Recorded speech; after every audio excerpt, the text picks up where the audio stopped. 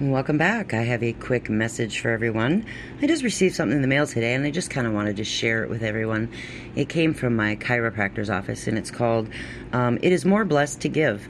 I received a mail, just a letter, and they don't have to send anything, but they did anyway. It's kind of like a Christmas card. But I wanted to share it with everyone because it was really neat. And it comes from my chiropractor, from Dr. Taylor, who is amazing and keeps me vertical and upright.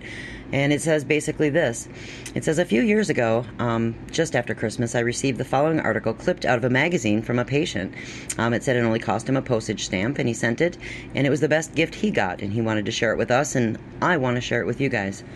And he said this, and I quote, "A friend of mine named Paul received a new automobile from his brother as a Christmas present. On Christmas Eve, when Paul came out of his office, a street urchin was walking around the shiny new car, admiring it, and said, 'Is this your car, mister?' And Paul nodded, and he said, 'My brother gave it to me for Christmas.' And the boy was astounded, and he said, 'You mean your brother gave it to you, and it didn't cost you anything?' He says, 'Boy, I wish.' And he hesitated. And Paul knew what he was going to wish. And he was going to wish he had a brother like that. And what the lad said jarred Paul all the way down to his heels, and he said, the boy went on, 'I wish that I could be a brother like that.' And Paul looked at the boy in astonishment, and then impulsively he added, 'Would you like to ride in my automobile?' And the boy said, 'Oh yes, I would love that.' And after a short ride, the urchin turned to him with his eyes all aglow and said, 'Mister, would you mind driving in front of my house?' And Paul smiled a little bit, and he thought he knew what the lad wanted. He wanted to show his neighbors that he could ride home in a big car, but Paul was wrong again. And the boy says, 'Will you stop where those 2 steps are?' And he ran up the stairs.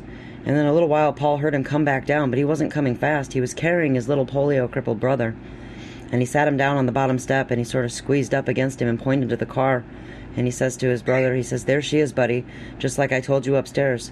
His brother gave it to him for Christmas, and it didn't cost him a cent. And someday I'm going to give you one just like it. And then you can see for yourself all the pretty things in the Christmas windows that I've been trying to tell you about." And Paul got out, and he lifted up the little boy to the front seat of the car, and then the older brother and him climbed in beside him, and they went for a long, memorable holiday ride, and he showed him all those Christmas lights.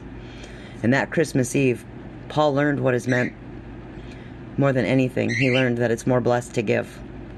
And that was the Merry Christmas that I got from the letter today. And I just wanted to share that with everyone. Sometimes it is more blessed to give.